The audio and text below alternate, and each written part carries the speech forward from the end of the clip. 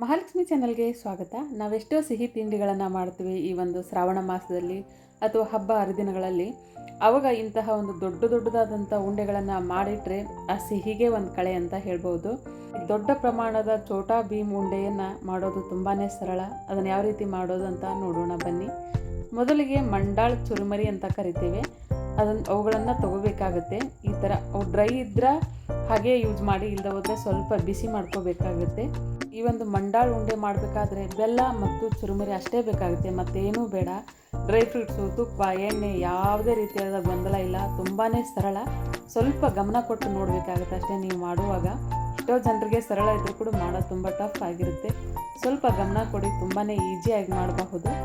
ಬೆಲ್ಲಕ್ಕೆ ಸ್ವಲ್ಪ ನೀರು ಹಾಕಿ ಕರಗಿಸ್ಕೊಳ್ಬೇಕಾಗುತ್ತೆ. 1 ಲೀಟರ್ ಮಂಡಾಳಿಗೆ ನಾನು 100 ಗ್ರಾಮ್ ಬೆಲ್ಲ ತೊಗೊಂಡಿದ್ದೆ ಅಷ್ಟೇ.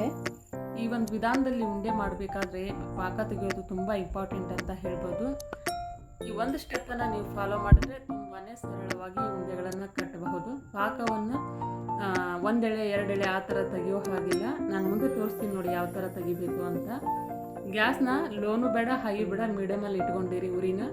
ಅಂದರೆ ಪಾಕ ತೆಗೆಯೋಕ್ಕೆ ಸ್ವಲ್ಪ ಈಜಿ ಆಗುತ್ತೆ. ಬೆಲ್ಲದಲ್ಲಿ ನೀರು ಹಾಕುವಾಗ ನೀರನ್ನು ಸ್ವಲ್ಪ ಕಡಿಮೆ ಹಾಕಿ, ಅಂದರೆ ಪಾಕ ಬೇಗ ಬರುತ್ತೆ ಅದು. ಇವಾಗ ನೋಡಿ ಚೆಕ್ ಮಾಡ್ತಾ ಇದ್ದೀನಿ ನಾನು. ಮೊದಲನೇ ಸ್ಟೆಪ್ ಇದು ನಾನು ಚೆಕ್ ಮಾಡ್ತೀನಿ. ನಾನು 2 ಟೈಮ್ ಚೆಕ್ ಮಾಡಿದ್ದೆ. ಇದೇ ಥರ ಮಧ್ಯೆ ಚೆಕ್ ಮಾಡ್ತಾ ಇರಿ. ಸ್ವಲ್ಪ ತುಪ್ಪ ಬೇಕಿದ್ರೆ ಹಾಕ್ಬೋದು ನೀವು.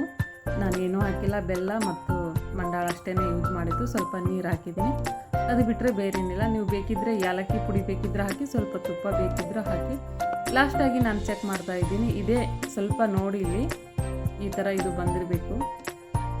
ಒಂಥರ ಮೇಣದ ಥರ ಅಂತಾರಲ್ಲ ಆ ಥರ ಬಂದಿರಬೇಕು. ಇಲ್ಲಿ ಸೌಂಡ್ ಕೂಡ ಕೊಡ್ತೀನಿ ನೋಡಿ, ಅದು ಯಾವ ಥರ ಸೌಂಡ್ ಬರುತ್ತೆ ನೋಡಿ ಇವಾಗ ನೀವು.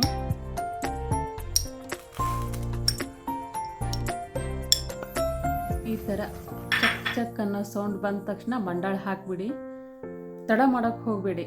2 ಸ್ಪೂನ್ ರೆಡಿಯಾಗಿ ಇಟ್ಕೊಂಬಿಡಿ. ತುಂಬಾ ಸುಡ್ತಾ ಇರುತ್ತೆ. ಬೇಗ ಮಾಡಬೇಕು. ಇವಾಗ ಇದನ್ನು 2 ಸ್ಪೂನಿಂದ ಕಲಿಸ್ತಾ ಇದ್ದೀನಿ ನಾನು. ಈ ಥರ ಮಾಡಿದ ತಕ್ಷಣ ಉಂಡೆಯನ್ನು ಕಟ್ಟಿ ಕೈಗೆ ಸ್ವಲ್ಪ ಎಣ್ಣೆನೋ ಅಥವಾ ನೀರನ್ನು ಹಾಕಿ ಮೆಲ್ಲಕ್ಕೆ ಫ್ರೆಶ್ ಮಾಡಿ ಒತ್ತಿ ಕಟ್ಟಿ. ತುಂಬ ಚೆನ್ನಾಗಿ ಬರುತ್ತೆ, ಟೇಸ್ಟಾಗಿರುತ್ತೆ. ನೋಡಿ ನಾನು ಕಟ್ತಾ ಇದ್ದೀನಿ ನೋಡಿ. ನಿಮ್ಗೆ ಯಾವ ಸೈಜ್ ಬೇಕೋ ಆ ಸೈಜಲ್ಲಿ ನೀವು ಮಾಡಬಹುದು. ಈ ಒಂದು ಮಂಡಾಳಲ್ಲಿ ಸ್ವಲ್ಪ ಉಪ್ಪಿನ ಅಂಶ ಇರುತ್ತಲ್ಲ, ಈ ಬೆಲ್ಲ ಹಾಕಿ ಕಟ್ತೀವಲ್ಲ, ಒಂಥರ ಚೆನ್ನಾಗಿ ಬರುತ್ತೆ. ಇದು ಟೇಸ್ಟ್ ಒಂಥರ ಡಿಫ್ರೆಂಟ್ ಆಗಿರುತ್ತೆ. ಕಟ್ಟೋದು ತುಂಬ ಈಜಿ. ಏನು ಇಂಗ್ರೀಡಿಯೆಂಟ್ಸ್ ಇಲ್ಲದೆ ಇರೋ ಕಾರಣ ಬಹಳ ಈಜಿ. ನೋಡೋಕ್ಕೂ ಅಟ್ರಾಕ್ಷನ್ ಆಗಿರುತ್ತೆ ಈ ಒಂದು ಲಡ್ಡುಗಳು. ಒಂದ್ಸಲ ಟ್ರೈ ಮಾಡಿ ಹೇಗಾಗಿತ್ತು ಅಂತ ನನಗೆ ಕಾಮೆಂಟ್ ಮಾಡಿ.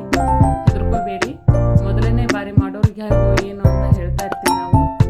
ನಾ ಹೇಳಿದ ಥರ ಮಾಡಿ, ತುಂಬ ಚೆನ್ನಾಗಿ ಬರುತ್ತೆ. ನನ್ನ ಚಾನಲನ್ನು ಫಾಲೋ ಮಾಡಿ. ಅನೇಕ ತರಹದ ರೆಸಿಪಿಗಳನ್ನು ನೀವು ನೋಡಬಹುದು. ದೊಡ್ಡದಾದ ಎಷ್ಟು ದೊಡ್ಡ ಬೇಕಿದ್ರೂ ಲಾಡು ಕಟ್ಟಬಹುದು. ಖರ್ಚಿಲ್ಲದೆ ಇರುವಂಥ ಲಾಡು, ಆರೋಗ್ಯಕರವಾದಂಥ ಲಾಡು ಅಂತ ಹೇಳ್ಬೋದು. ಇವಾಗ ಈ ಥರ ಗಟ್ಟಿಯಾಗಿರುತ್ತೆ. ಏನು